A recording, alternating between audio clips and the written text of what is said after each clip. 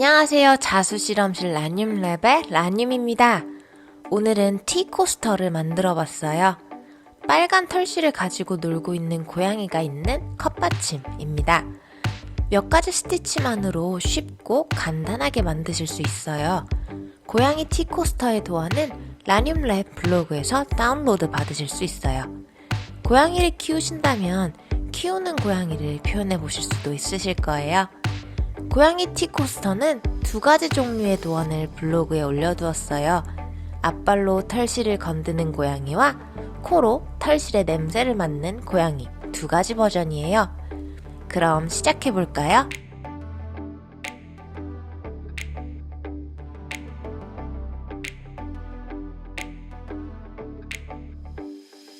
준비물을 살펴볼게요. 내추럴한 색감의 린넨을 사용할 거예요. DMC 25번사 두 가지 색상이 필요해요. 고양이를 만들게요. 310 세 가닥으로 롱앤쇼트 스티치를 할 거예요. 롱앤쇼트 스티치는 처음에 긴 땀과 짧은 땀을 번갈아 수놓아서 첫 단을 채워준 후 그 다음부터는 긴 땀만 수놓아줍니다. 저는 꽃이나 과일 등의 자연물에 롱앤쇼트 스티치를 할 때는 윗단에서 아랫단에 스티치를 해줄 때 바늘을 아랫단 사이에 살짝 숨겨줘서 자연스럽게 이어지게 술을 놓아주곤 하는데요.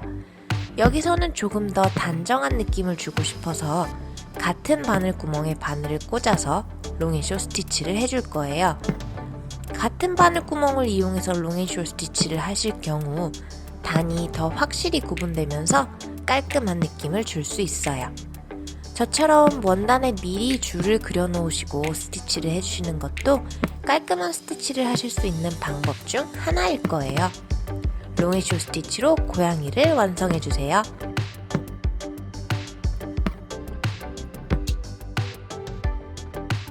구불구불한 실을 만들게요. 666 세 가닥으로 아웃라인 스티치를 할 거예요.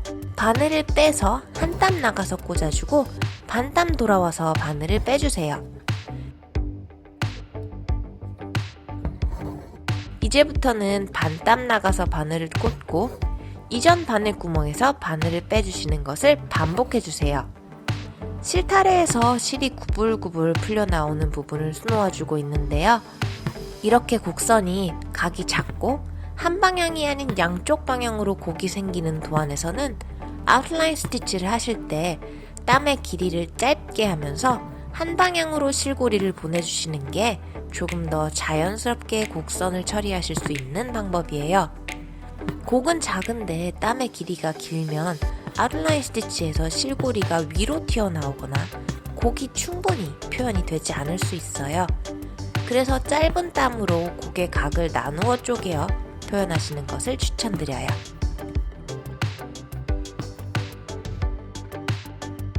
이어지는 실을 만들게요. 666 6가닥으로 케이블 스티치를 할 거예요. 바늘을 빼서 옆에서 아래서 위로 짧게 한 땀을 떠주세요. 실을 당겨주신 후 가로로 생긴 스티치 밑으로 아래에서 위로 바늘을 통과시켜주세요. 이 매듭을 왼쪽으로 보낸 후 이번엔 매듭의 오른쪽으로 가로 스티치 밑으로 실을 한 번 더 통과시켜주세요.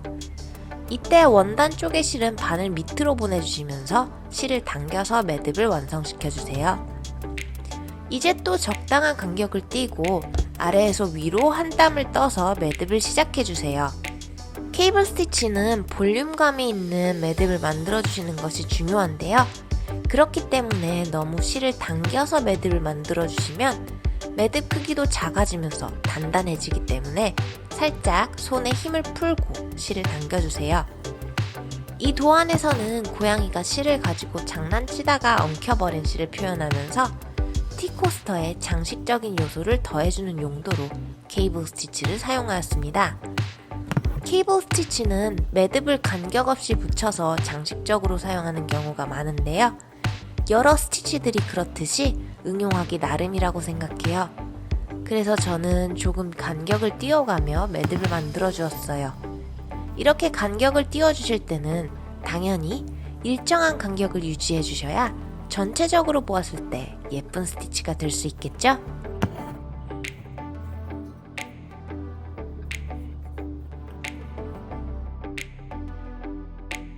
실뭉치를 만들게요.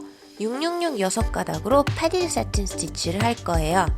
먼저 패딩을 만들어주기 위해 가로, 세로로 스트레이트 스티치를 몇 개 겹쳐서 해줄게요. 그리고 그 위에 패딩이 보이지 않게 스티치를 해줄 거예요. 사실 세틴 스티치를 한다고 보기보다는 스트레이트 스티치들로 실 뭉치를 표현해준다고 보시는 것이 더 나을 수 있어요. 털실 뭉치를 보시면 완벽히 고르게 실을 감아놓은 경우는 별로 없잖아요. 그래서 자연스럽게 실을 감은 느낌을 줄 수 있도록 스티치를 해줄 거예요. 그래도 안쪽의 패딩이 바깥으로 보이지 않을 수 있도록 스티치로 패딩을 잘 감싸주세요. 이제 자수는 다 되었고 바느질을 할 거예요. 앞뒷면을 도안을 따라서 동그랗게 잘라주었어요. 앞면의 자수가 위로 올라온 상태에서 동그라미가 그려진 뒷면을 그 위에 올려주세요. 그리고 동그라미를 따라서 박음질을 해줄 거예요.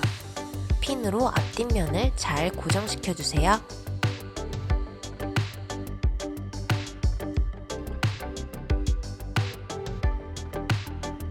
박음질은 백스티치와 같아요. 뒤로 한 땀 돌아왔다가 앞으로 진행하는 스티치예요. 표시해둔 창구멍을 제외하고 그려둔 동그라미를 따라서 박음질을 해주세요.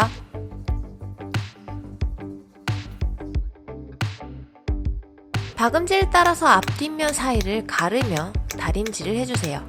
그러면 원단을 뒤집을 때 더 잘 뒤집어질 거예요. 그리고 시접에 가위로 돌아가며 가위밥을 넣어주시면 조금 더 수월하게 뒤집으실 수 있으실 거예요. 이제 창구멍에 감침질을 해서 창구멍을 닫아줄게요. 혹시 감침질이 예쁘게 되지 않았다고 해도 걱정하지 마세요. 이 부분에 스티치를 하나 더 해줄 거거든요. 하지만 매듭은 꼭 앞뒷면의 사이에 넣어서 밖으로 보이지 않도록 잘 숨겨주세요.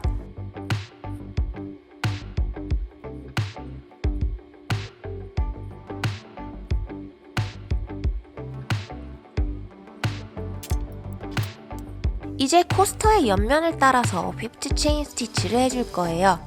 그러기에 먼저 체인 스티치를 해줄게요. 먼저 시작을 위해 매듭을 앞뒷면 사이에 숨겨주세요. 바늘을 뺀 곳에서 다시 바늘을 꽂아서 한 땀 앞에서 빼주시는데 이때 원단 쪽의 실을 바늘 밑으로 보낸 후 바늘을 빼주세요. 그러면 실에 고리가 하나 걸린 체인이 한 개 만들어집니다. 이런 식으로 바늘을 뺀 곳에 다시 바늘을 꽂아서 체인 스티치를 이어나가 주세요. 그렇게 코스터의 옆면을 체인 스티치로 둘러주세요. 체인 스티치가 다 되었으면 다른 실로 체인 하나의 밑에서 밖으로 바늘을 빼주세요. 그리고 체인마다 그 체인의 밑으로 바늘을 통과시켜 주세요. 같은 방향으로 계속 바늘을 통과시켜 주시다 보면 체인 스티치를 사선으로 휘감는 휘프트 체인 스티치가 됩니다. 이제 옆면이 휘프트 체인 스티치로 예쁘게 마감이 됐습니다. 저는 고양이 2마리와 함께 살고 있는데요. 고양이가 너무 좋아서 이번 티코스터를 만들어 보았어요. 혹시 고양이를 좋아하신다면 유튜브에서 보지 못하셨을 고양이 자수들을 제 블로그나 인스타에서 보실 수 있을 거예요. 오늘 영상이 즐거우셨다면 구독과 좋아요 부탁드립니다. 그럼 우린 다음에 또 재밌는 자수와 함께 다시 만나요. 라님이었습니다. 안녕.